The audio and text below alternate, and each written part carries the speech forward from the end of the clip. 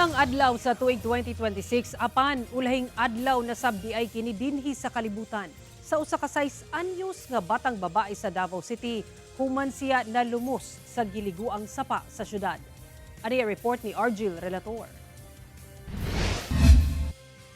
Makita ni ining video nga malipayon pa nga mibaba sa iyang uyuan ang 6 anyos nga batang babae.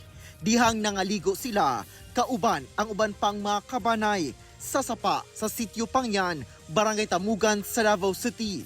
Hapon sa mismong unang adlaw sa bag-ong tuig. Apan panamilit na di ay kini sa batang babae. Sanglit pipila lang ka minuto gikan sa ilang pagkaligo. Kalit lang matud panawala ang bata. Nalumos na di ay kini. Hala, oy! Bata ba, lumos? Wala na'y panimuot ang batang babae dihang gihaw asa sapa kung asa kini nalumos. Dihang gipulsuhan. Jesus! Bibi! Di, nagliyap ka man! Napay gamay!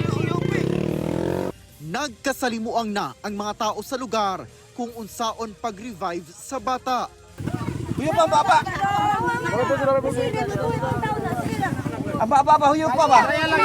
Ilayara! Huyop! Slap! Huyop pa, baba lap! Saysay sa inahan, mihangyo matud pa kanila ang bata nga mukuyog sa iyang iyaan nga maligo sa sapa. Unang higayon matud pa kini sa maong bata nga mukuyog aron maligo sa maong sapa. Pagpadung na daw nila uli, kalit lang daw nawala ang bata. Pagkawala sa bata, pangita daw nila.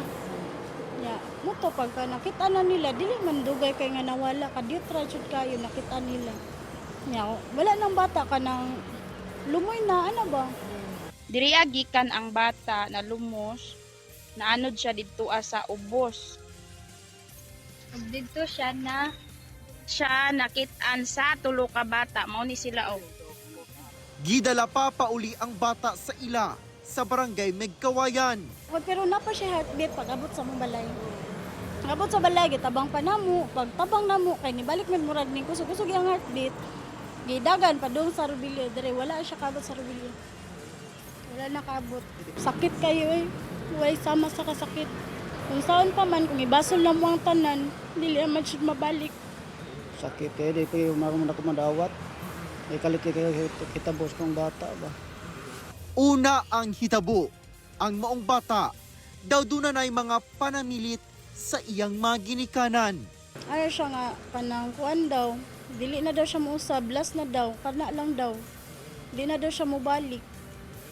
Tapos pag kuha na mo sa iyang papa, katong 24 sa gabi, ano siya mo, picture sa brisa kay, di na gid daw siya mubalik. Like good siya ka ng mga storya. Mag-7 anyos na unta ang bata karong January 10. Ginaasikaso na sa iyang mga ginikanan ang pagpahiluna sa patayng lawas sa bata. Kauban si Jojo Sulartes sa kamera. Ako, si Argil Relator. 1. Mindanao.